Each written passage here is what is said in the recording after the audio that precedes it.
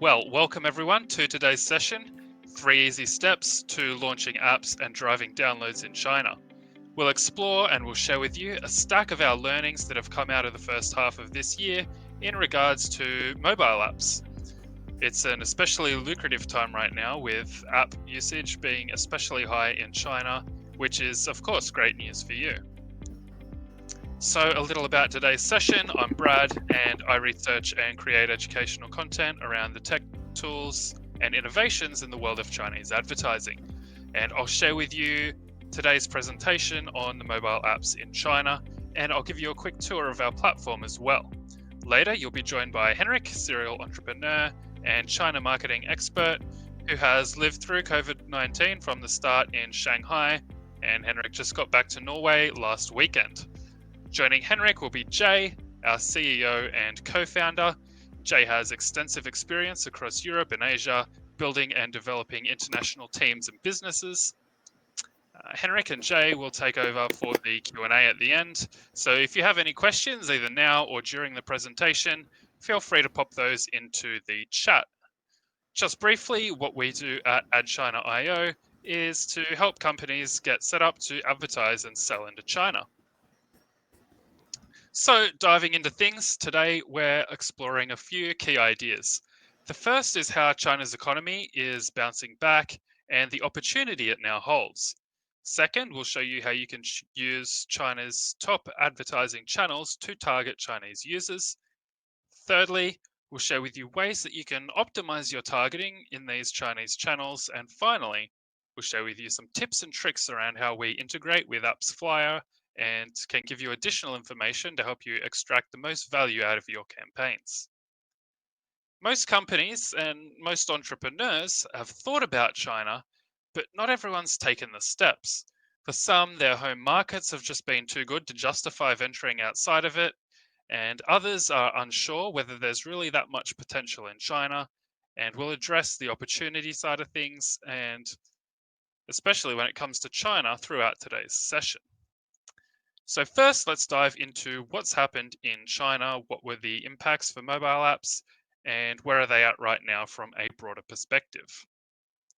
So as you can see here on the right, most of China's back to work now. Each dark blue province is 95 to 100% reopened, and the lighter blue are 70 to 95% reopened. If you joined any of our previous webinars, you'll see that the dark blue has expanded to cover all but 2 of the provinces now. Software like mobile apps and games has been less impacted by the virus, and in most cases, they've actually been positively impacted with a population that has recently had a lot of free time. And of course, it was a very difficult time, as it was for much of the world. But at the same time, people wanted things that take their minds away from that. Now, people are back at work in China with a renewed interest in entertainment and other types of mobile apps. So the increased interest is now coupled with a greater ability to pay. And the key point here, as you can see, the dip in that graph and the resumption rate is that life has returned largely to normal again in China, and they've come out the other side of this. So with everything shutting down, people suddenly had a lot of free time, and entertainment really took off. But some also started their own businesses and worked on growing their skill sets during the downtime as well. And now coming through the other side, there's a big emphasis on health, well-being, and everything that falls under the umbrella of that sector as well. Another major impact of the virus is that it significantly boosted China's online and app using population. There are a lot of people who hadn't really ventured into the app space, happy to do things as they'd always done them before.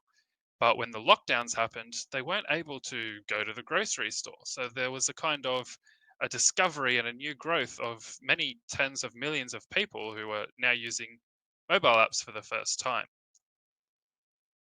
So coming out the other side, the daily active users on e-commerce platforms has been massive. Maps and local services as well, because the Chinese people are not able to easily travel abroad right now, but they can travel within the country, and many are choosing to do that during this time.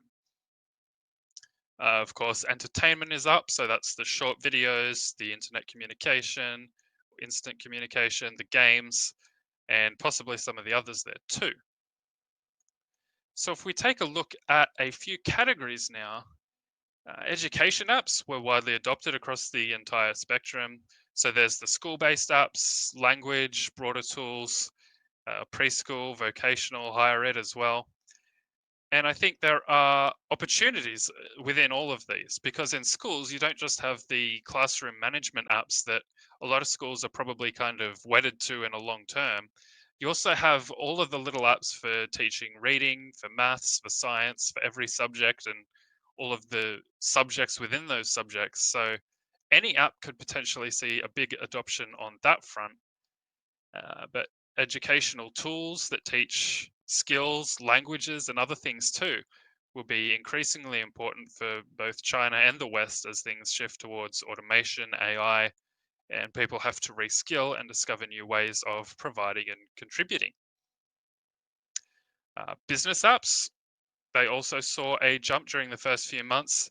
There's no data yet for Q2 from my research, but that will be interesting to revisit. But substantial increase in unique devices accessing business apps. So there was a lot more time spent on those as people no doubt worked from home and used business communication, meeting, planning, scheduling, and those sorts of work apps to facilitate that. In terms of mobile games, we said in our very first webinar that the mobile app increase might trend back towards where it was, but will remain higher than where it was before the very start because that trend, the uptick in people who were using apps and using them more, and that's exactly what's happened. There's been a huge increase in the games market, and that holds true even now. China is back almost to normal in many respects. One trend was that people became more adventurous and tried new games rather than sticking to their core preferences. And tier 3, tier 4 cities had a very big increase in gaming compared to others as well. So now looking at it from coming out the other side, as I mentioned, health and fitness demand has gone through the roof. That's sports, active gear, tracking, health apps, everything related to that is way up, even mental health apps. And I noticed when I was looking at the top apps in China at the moment, a sleepy sounds one to help people go to sleep at night is in the top 5. So even sleep quality, everything that falls under the umbrella of health is doing really well right now. Finance and budgeting apps are also big. So the Chinese people are quite switched on in that they have one of, if not the very highest savings rate in the world, but they're spending more time getting themselves into better positions, keeping track of the numbers now than before the virus. And a key takeaway, not just for this one, but apps across all sectors, is that there are a great deal of apps in this space, both in China and in the world. They have varying market shares, but the point is the market is not overcrowded. It's that there's a lot of the less popular ones haven't positioned themselves because they're made by some coder who uploads them as like a project for university or something, and they don't iterate, they don't improve them, and they definitely don't advertise them. So some of them might be good, others average, but it's only a handful that people are actually seeing and using, and this is true across most app categories. So mobile app spending is quite literally double what the US is spending in China, as you can see here. And for some app categories, the Chinese market is bigger or as big as all the other world markets combined. That's how insanely big it is. And it ties in nicely with what I was saying on the previous slide, is that there's no such thing as overcrowding, really, in a country with over 1 billion people using apps daily. Almost every niche is big enough to accommodate and benefit from more competition. As I was saying about the games, the monthly active user base, or the growth of that, has ticked up in a lot of tier 3 and tier 4 cities at a much higher rate than the tier 1 and tier 2 cities. And the growth has ballooned in those lower tier cities because Many were happily doing things the old-fashioned way before the virus, but they were forced to change and they've been thrown into the deep end with apps, and now they're seeing and experiencing their value more and more as time goes by. As I mentioned at the start of today's session, the impact has been more positive than negative for mobile apps in China.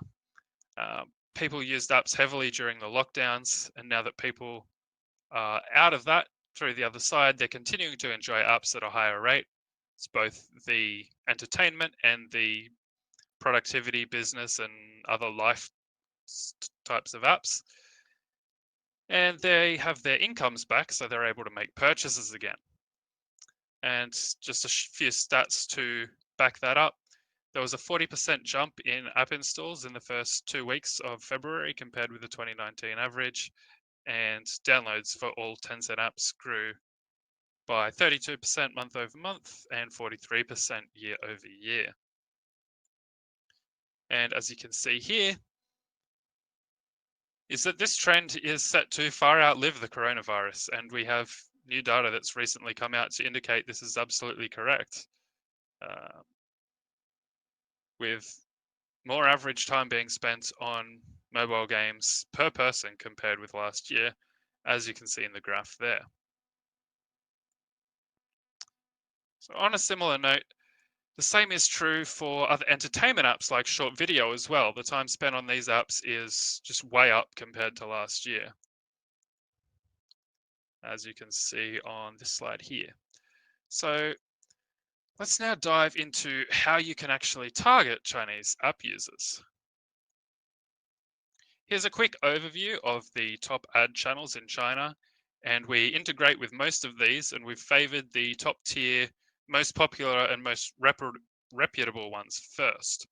Of course, we'll continue to expand and open up more options as we're able to as well. These are just the main ones. So for now, I'd like to share with you a quick overview of each of the top channels. So Baidu is basically the equivalent of Google in China in terms of it's the most popular search engine. I think it handles over 70% of search in China. And while you can do CPC for mobile app advertising, your best bet is most likely to be looking at the in-feed ads that display within the app itself. And they can boost brand awareness to people who aren't aware of the app by looking at, say, if somebody has searched on something in the past, that Baidu channel will know that, and it will show them relevant ads. And I've got down there some of the key targeting options in there, and I see that someone's asked if we'll share the slides. I'll make sure that I add a link to the slides so that you can see this at a higher resolution, higher quality in the email that goes out to everyone who has attended.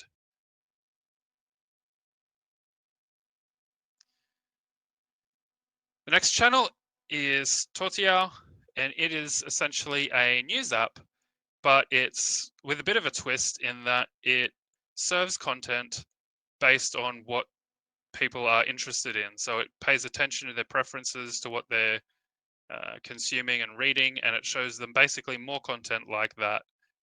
But it also adds in enough variety so that they don't feel like they're reading the same thing. It's quite advanced and quite intelligent and quite cool.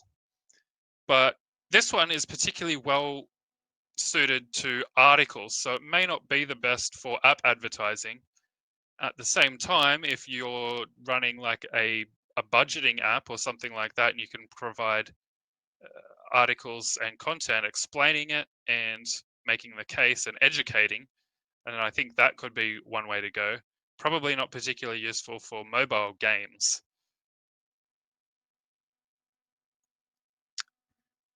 Another top channel by the same company that created Toutiao is Douyin, and it is known as TikTok outside of China. And essentially, it is short videos. So it can be good for all kinds of advertising, but especially the video advertising. So lots of games try to advertise on Douyin, but any app in any space with the right ad targeted towards the right people, you're going to be able to connect with the right audience. As it says there, most popular with under 35. So if you're targeting older generations, Douyin's probably not the right channel for doing so. But as it also says there, it's a maturing channel, it's quite new, and while the targeting isn't awesome compared to, say, Tencent, there's still a lot of great options in there as well. And because it is tied with Tortio and a lot of other popular apps, there's a lot of data that is shared between all of the apps that ByteDance has created.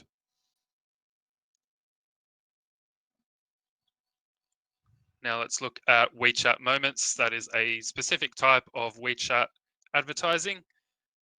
It allows you to reach the most potential people with 1.1 billion daily active users. It's got laser focus targeting, probably the best targeting of all the Chinese channels. But again, that's not the only point that you're looking at when you're choosing a channel to advertise with. There's lots in terms of suitability, whether they're video heavy and you want to create video ads or not.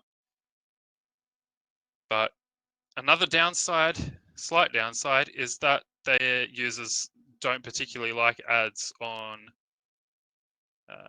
WeChat Moments because they're more obvious as ads, whereas on Toutiao and Douyin, they're there to be entertained, and if you can provide an entertaining ad, then winner. And yes, very algorithm driven, very intelligent software behind how all of Tencent apps deliver ads. And mentioning Tencent, this is the Tencent network. So Tencent advertising allows you to advertise throughout the Tencent network, not just on WeChat, but Tencent News, Tencent Video, Mobile QQ, which is an instant messaging platform. And it's all that really, really good data because a lot of people are using multiple of these apps. So that's more data points for those channels to collect and more opportunity for your ads to get in front of the right people. So let's run through some of the strategies for targeting people with mobile apps. And I've just kind of separated them between the obvious ones and the less obvious ones. So looking at the obvious ones, take advantage of all the targeting options. So a small audience is typically better, as in the West.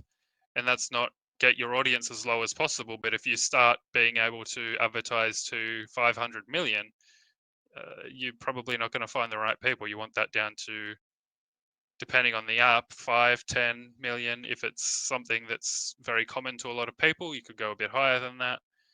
But a small number within a large number of people who are using the app is generally best. High quality advertising, I think this is becoming more common outside of China as well, but video and images that are very high quality, high definition, high resolution, look polished, that is much more expected and desired in China than it is outside. One option and idea is to look at what your competitors are doing and tweak that, do something better, get ideas from what competitors are doing. But at the same time, a lot of innovation and ideas can come from outside your industry too. So if you look at what brands and businesses are doing in entirely different sectors, it could give you an idea for something that you can do with a mobile app that maybe no one's actually thought of before. The point isn't necessarily to be unique, but to be memorable, to be interesting, to be engaging, certainly. And test, test, test. We'll take a look at the platform in a little bit, and we will touch on elements that you can test. But of course, that's the type of placement, the tracking criteria, targeting criteria, the creative that you use, whether it's got people's faces in it or not, whether it's showing the game, whether it's a GIF or a video, or whether it's just static image, there's a lot of things that are worth testing. Less obvious strategies, everyone loves a coupon, and coupons are huge in China. So if you have an app that's got in-app purchases or something like that, perfect opportunity would be to include coupons in your ads promoting it. A video ad of the app in use, and that can give people a sense of how the app works and lead to higher conversions. All depends how it's done. Again, that's something to test. Key opinion leaders are doing live streams, selling a lot of products, and I'm assuming if it hasn't already, this will expand to the mobile app market too. And one thing to keep in mind here is to not engage someone who's so famous and so high status that they're going to cost a lot of money. But at the same time, you don't want to go with someone who's so new that they've only done one kind of okay campaign. You want to go with someone who's done a few decent campaigns or a few good campaigns, but it's got a history behind them. And participating in trends like hashtag challenges and things that occur on particular channels.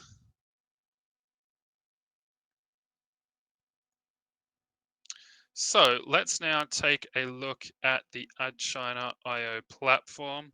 So I will stop sharing the presentation and start sharing my screen so that we can see. All right, you should be seeing the AdChina.io screen, and I'll just ask Henrik to confirm that, or Jay, just to make sure that you are seeing the right screen. What's your advertising goal as we... Is that sharing now? Awesome, thank you. Okay, so when you first log into the platform, it will ask you what is your advertising goal. And this doesn't box you in any way. It doesn't mean that you can't do other things later on. But of course, the biggest one will be to get more app downloads. So we click through, it will let us know that we're eligible, and it will open up a window, which I will mute. But this is just an onboarding flow that tells you about the platform, how advertising works, a short series of videos. We will skip that for now.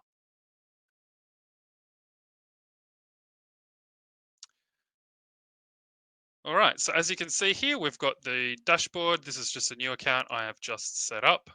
So obviously there's no metrics or anything to check out. From this menu, you can come up and click into your profile and enter your business details, which is used by the channels for verification. So your brand image, your business name, and documentations that the channels need in order to verify your account to enable you to run ads. If we go back to the ads manager and go into ad qualifications, this is where you can connect and authorize any channels that you've already got set up. And you can just come in and authorize those, and then you can start running ads because you've already done the verification process. So if you're currently verified on Baidu, for example, you can just log in to AdChina.io, connect your account, much the same way you'd connect your Facebook or Twitter or LinkedIn with Western marketing tools. Now, if we go back, payment method just lets you connect your card to add funds, and orders gives you payment records for subscriptions and things like that.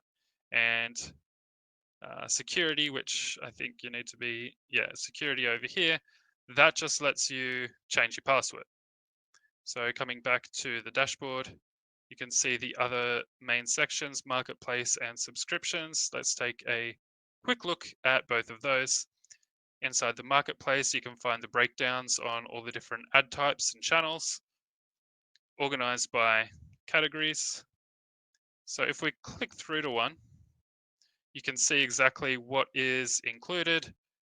And for example, with Douyin here, you also have access to Toutiao and Shigua Video because they all fall under the umbrella of ByteDance's companies, or ByteDance's apps, sorry.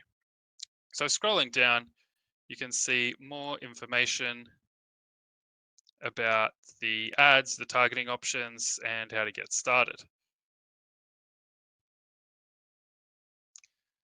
And over in subscriptions, we just have our subscription options with fully transparent and standard pricing across the board.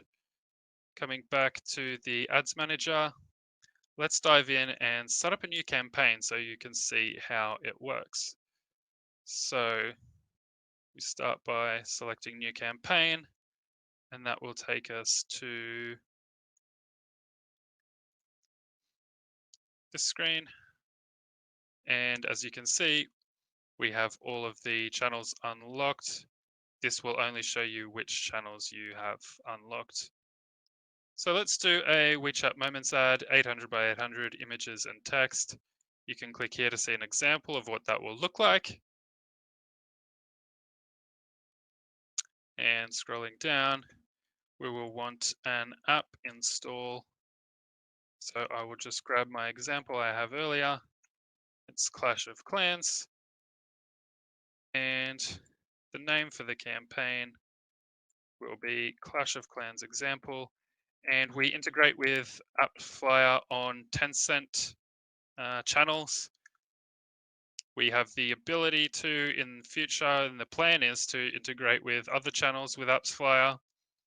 But for now, it is just Tencent apps. So WeChat, Mobile QQ, Tencent News, Tencent Video. So I'll click Save and Next, and that will bring us through to the next screen where we can see all of the juicy details and in particular our reach and our impressions estimations. So if we look at just overseas and select all of the overseas, we see that we can reach 10 million WeChat users who are not actually in China. So there is that opportunity to target people outside of China as well. And for this example, let's choose all tier 2 cities. But of course, if you wanted to remove some or add some, you can just click the X to do that. So let's pretend we were running an ad for Clash of Clans. We can see our reach here is 228 million.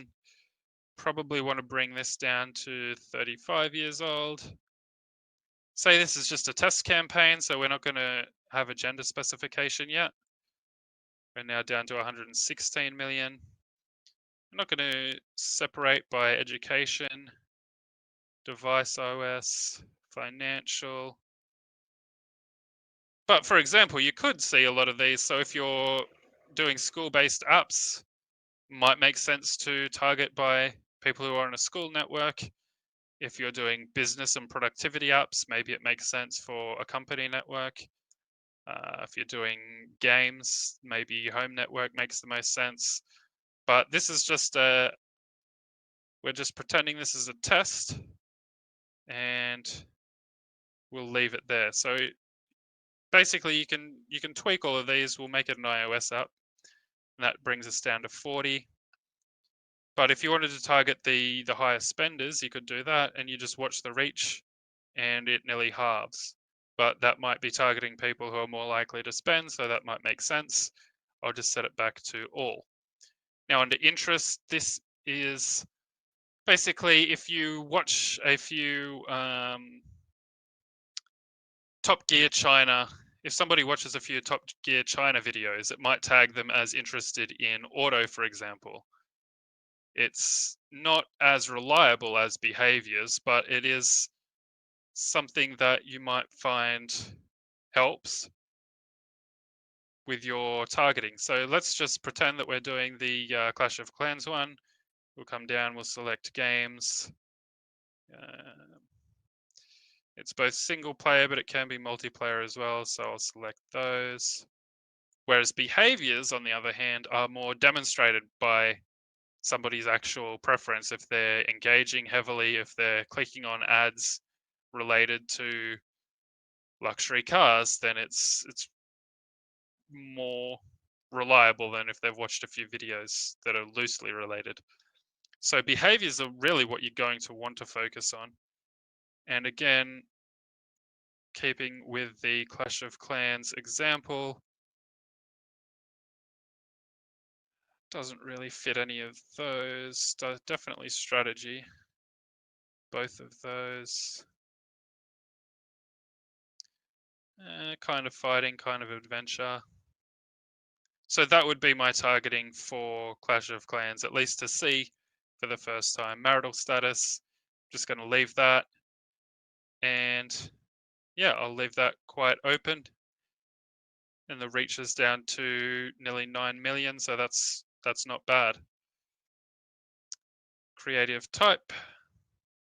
And I was going to get a Clash of Clans image, but I didn't want any copyright issues, so I just brought an example image. We'll use that.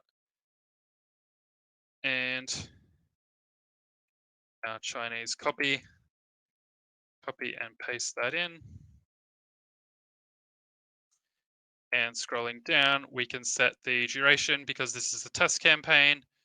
Probably don't want it to run for too long. So let's say 2 weeks. You have the option if you want to set it to a specific schedule. So if you're more likely to get people to sign up during certain times because of what your app's doing, you have the option to set a schedule. For this, I'm just going to go with all day. The pricing, that is a big range, but basically my understanding is the pricing helps find people faster and increases the quality. Now, of course, you don't need to go right up to $400 per 1,000 to get good quality. I'm just going to put in lucky 8 and hit save and next. And that will bring us through to the payment screen.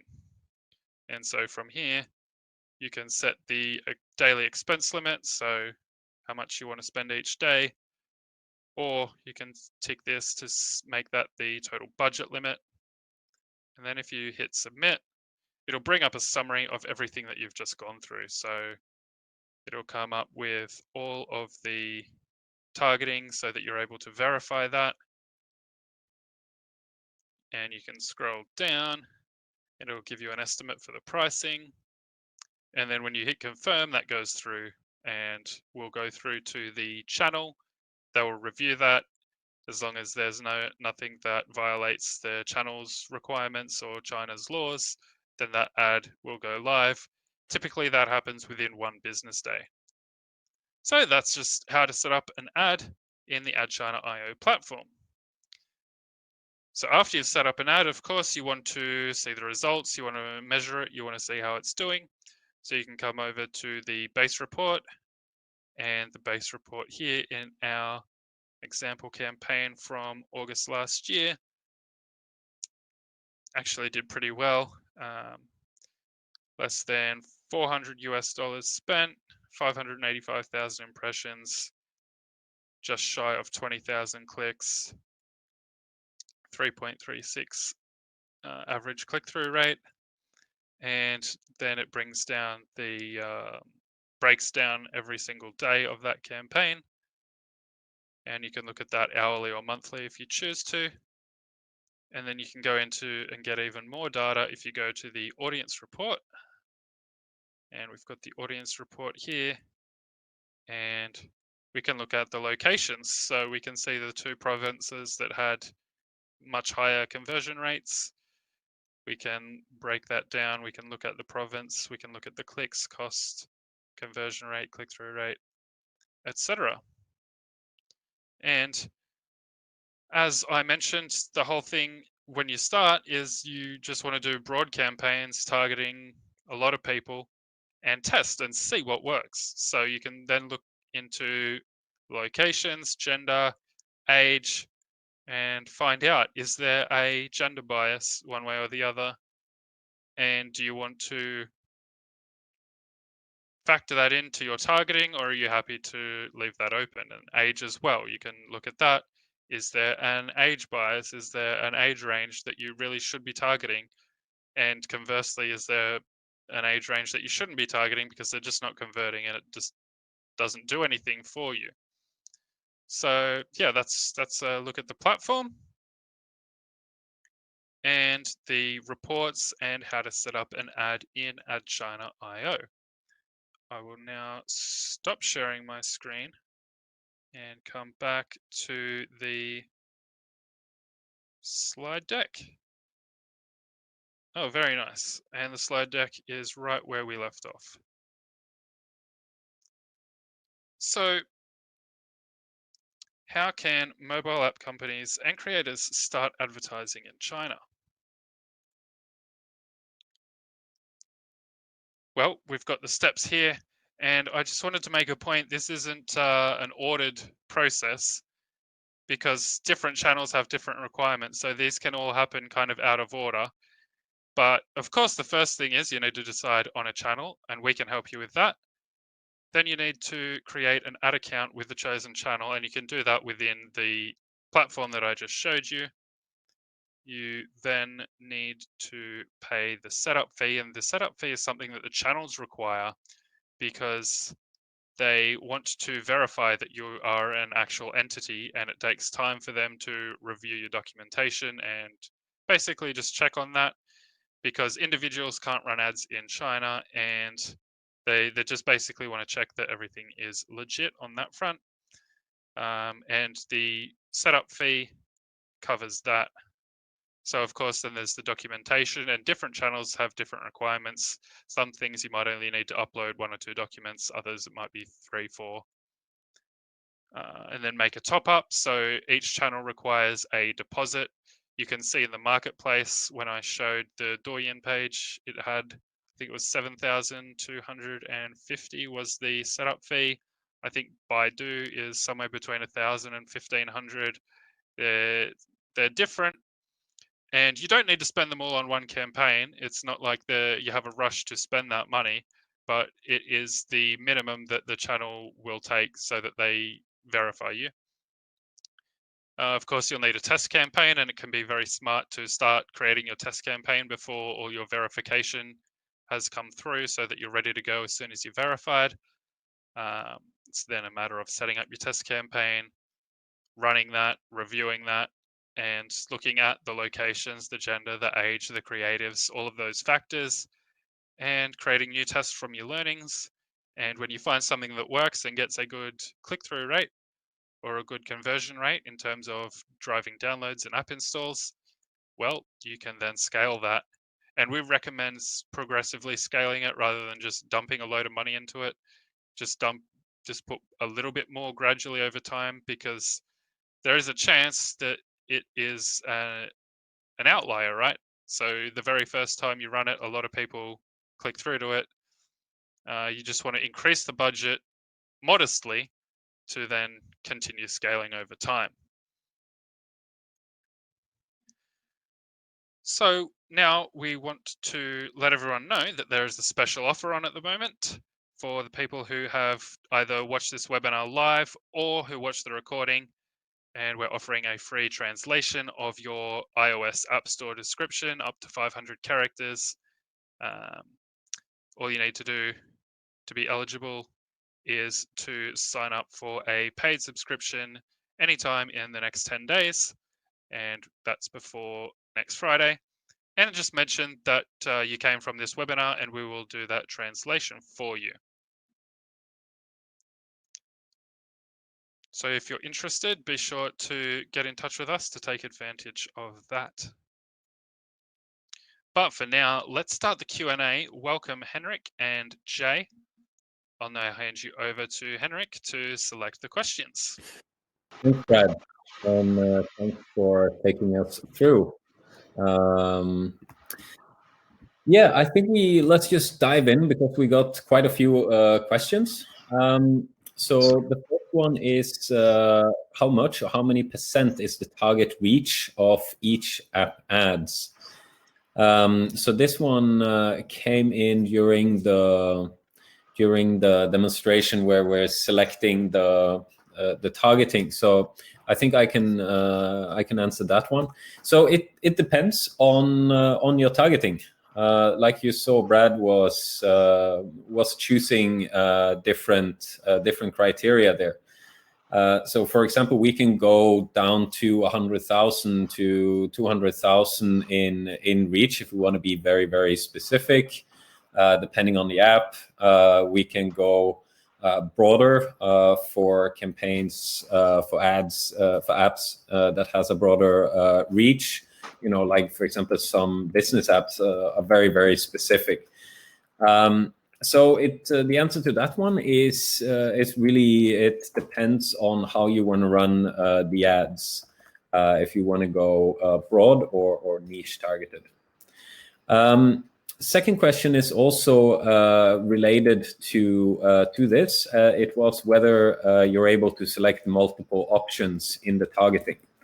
So basically, if you guys remember, on the targeting screen, so where you have a toggle of different things, for example, whether they are parents or not, whether they are a house owner or not, if they are using the iOS version, these toggles are and metrics. So, for example, if there you can say that, okay, you want them to be both parent and on an iOS device, and you want it to be, for example, when they are home.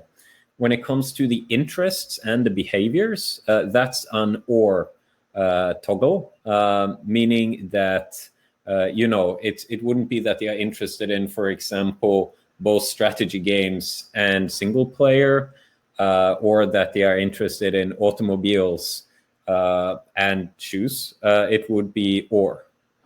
But with this, what we recommend and what we do for a lot of the clients when we set the campaigns up for them is that we then also, for the interest and the behavior campaigns, we basically split those into different campaigns, meaning that we let's take, for example, a business productivity app. We might then select a business audience. Let's say, for example, we would take men 28 to 40 who are at the office using an iOS device, and they have a higher education, and then we, for example, we take that audience and then we run one campaign targeting people who are interested in more efficiency related behavior.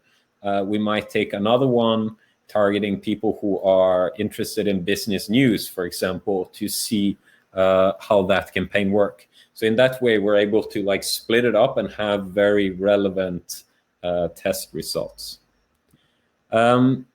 So one question here. The next one is, can we track installs in China?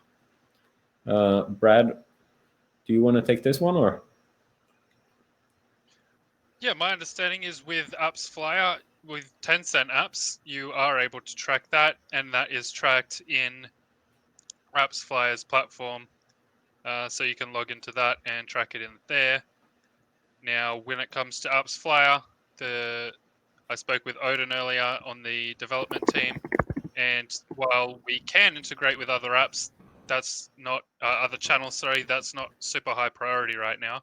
But if people want us to integrate with, say, Baidu or one of ByteDance's apps, that's something that we can prioritize, and we can make that happen. And this is also quite unique because in China, one of the challenges, or maybe you can talk a little bit more about that, Jay, like the ecosystem in China and on tracking and data sharing.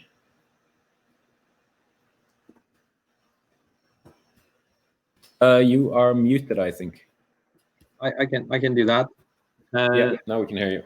So one thing about the internet ecosystem in China is, or the challenge is that you have siloed ecosystems. You have, for example, I think these days you have basically 4 different ecosystems. One is, of course, led by Alibaba. One is led by Tencent, where JD and some other players are in that circle. And then another one which is emerging and very strong these days is held by ByteDance. And of course, a traditional one that has been there for a long time, but not as influential as before anymore. That is held by Baidu. And all these ecosystems are not really very friendly to each other. Some of them actually have fierce competition and disputes against each other as well. So in many cases, you don't. It's intentionally blocked to let the data flow through or across those ecosystems. In this case, it is definitely necessary for someone to have a multi-channel approach in order to compare the performance of different channels when it comes to click-through, when it comes to download and conversion or sales in the retail case, for example. So and then of course that's where we come in with our platform, together with some other tools that we integrate to our system from the West, so that the Western advertisers can actually compare the performance and make iterations and improvement in their campaigns along the way. On the next question here, I think I think this one is good towards you as well, Jay. So basically, is localization essential when we launch our app in China? In general, yes. I think in few cases not, but most of the apps, for example, at least you have to, I mean, if you intend to have Chinese users, you need to accommodate to their at least language, and also user behavior as well. We had a few customers before. Some of them, it is possible to launch something that is original only with a Chinese version, as long as your platform, as long as your app or your software or game is very intuitive, basically. There are many things in common, but then if your app is very, very specific towards a certain user pattern in the West, or even in your region, then you probably want to look into the user experience before you massively launch it. But there is one thing that we have also seen is that now that with the barrier of going into Chinese market and also launching small campaigns coming down, both the budget and the risk is coming down. So basically, it is much easier and much less risky and actually much cheaper to get learnings from the market. What you can do is to, if you are not sure, what you can do is to launch small campaigns in China towards the target audience that you have experience with in the West, and see how they respond to the both the Creatives. the creatives, the message, the product itself, and also you can start to accumulate some users so that you can learn what has to be changed along the way. I think that's the best way, instead of trying to make a big, huge project and then risk a lot, both internally and financially. On the next question, I think in a way this is maybe something we've answered already. So it was, how can we track the data from WeChat? So I think maybe we can just quickly reiterate. So one part of what we offer with Ad China is that you actually track it directly in our dashboard. It's all in English. You don't need to do any translation. You have access to the data pretty close to live. If you want to track on the, from after the click on the ad, then we also offer this, as we mentioned, through the partners, one of which is AppFlyer. Next question, whether we offer App Store optimization. Yes, we do for those who need. And I think maybe this ties a little bit back to what Jay was saying as well. What we have had is, for example, some of the customers, they want to start small, so then we do just a little, for example, a translation of their App Store description, quick and easy, very cost efficient, and then they run the campaigns, and then we do more App Store optimization, but with our help. And then they also do more optimization of their app, as they go along, and once they make sure that they are able to connect with their audience in China. On the next one, Jay, I've heard that it's hard to get approval for games in China. Does this relate to apps as well?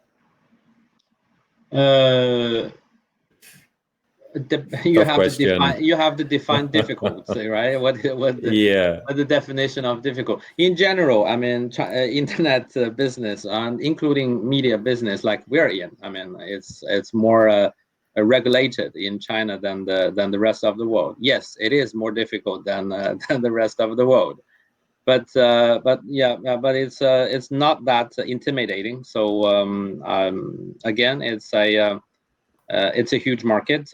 It's the size itself, as Brad shown, is almost the size of the rest of the world. So would you actually bother to go into a half of the world market? I mean, that's basically the fundamental question.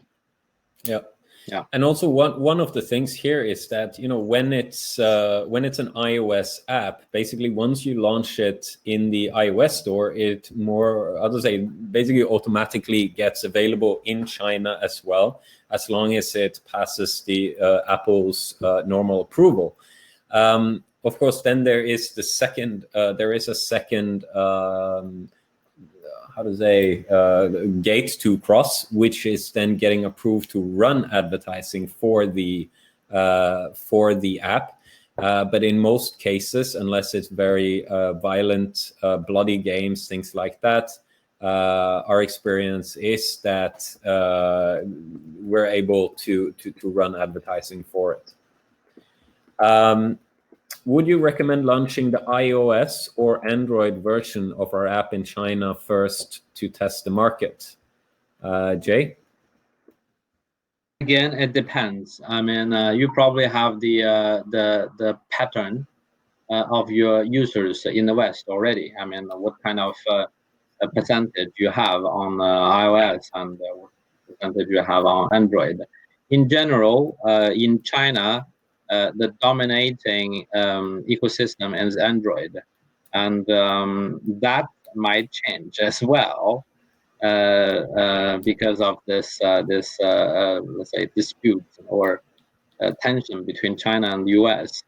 So in general, I mean, if you ask me, if you want to, if you have a long-term strategy in China, I would suggest you to start with Android. Start with Android and then expand to the other part. If you just want to, let's say, minimize your exposure on the workload and also, basically internal resources, then of course iOS is much easier. So then it's a very broad question as well. How can I launch my Android app in China? Yeah, that's. I think I thought Brad has already answered the question in the past 40 minutes, right? In a way, I think maybe here it seems it's more related to how they can get it live in the App Store. Okay.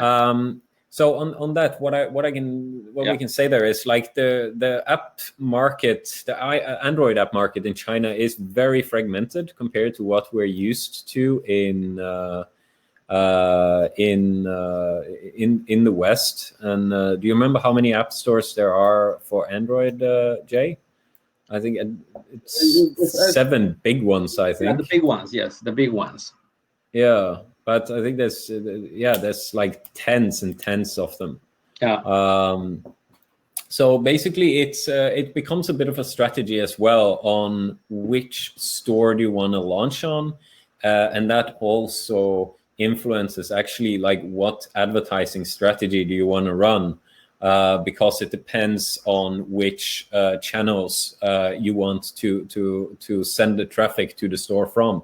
So, for example, if you want to run on the Tencent channels, you want to run advertising there, then it's important that you have the app live on Tencent's Android app store, and vice versa for different channels. And honestly, on this one, the best answer here is reach out to us. We're happy to just have a non-committal chat with you, give you more specific advice on your case. Based on how to say what the app is about, and we can help you make the selection both on which store to launch on first and where to run the campaigns. But of course, over long term, it's best to be on all the top 7. And I think that's more or less what we have time for today. Thank you very much for all the questions. Thank you very much to everyone for attending as well. We will be sending out the recording of the webinar, and I'll just say some of you have also requested the slides, and we'll send over the slides to you as well. Thank you very much, Jay. Thank you very much, Brad. Thanks everyone for participating, and we wish you a safe and productive week. Bye-bye. Bye. Thank you. Bye.